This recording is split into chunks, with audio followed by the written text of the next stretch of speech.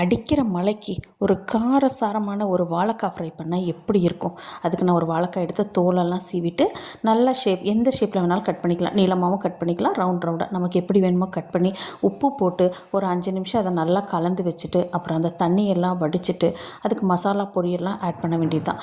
மசாலா பொடினா அதுக்கு மிளகாத்தூள், மஞ்சத்தூள், அப்புறம் உப்பு, அப்புறம் கொஞ்சம் இஞ்சி பூண்டு பேஸ்ட்டு, அப்புறம் பெருங்காயப்பொடி, அப்புறம் அது கூடவே நமக்கு கிறிஸ்பினஸ்க்காக அரிசி மாவு இல்லைன்னா கார்ன்ஃப்ளவர் மாவு ரெண்டில் எது வேணாலும் ஆட் பண்ணலாம். நம்மக்கிட்ட எது இருக்கோ அதை ஆட் பண்ணிக்கலாம்.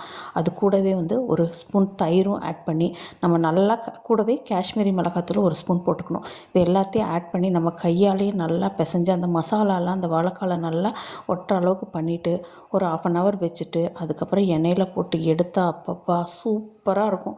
அது ரச சாதம், சாம்பார் சாதம், கர்ட் ரைஸு, வெரைட்டி ரைஸ் எல்லாத்துக்குமே அல்டிமேட்டாக இருக்கும்.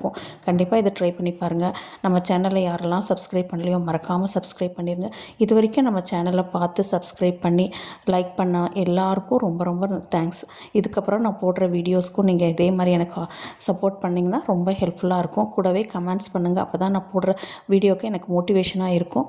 இப்போ பாருங்கள், இது நல்லா எண்ணெயில் போட்டு 2 சைடும் திருப்பி போட்டு எடுத்த அருமையான இப்போ இது ரெடி ஆயிரும். இது எல்லா வெரைட்டி ரைஸ்க்கும் ரொம்ப நல்லாயிருக்கும். மேலே கிறிஸ்பியாக இருக்கும், உள்ளுக்குள்ளே சாஃப்டாக இருக்கும். இந்த வீடியோ எப்படி இருக்குன்னு சொல்லுங்கள். இந்த வீடியோ பிடிச்சிருந்தா லைக் பண்ணுங்கள், ஷேர் பண்ணுங்கள், மறக்காமல் கமெண்ட்ஸ் பண்ணுங்கள். தேங்க்ஸ் ஃபார் வாட்சிங்.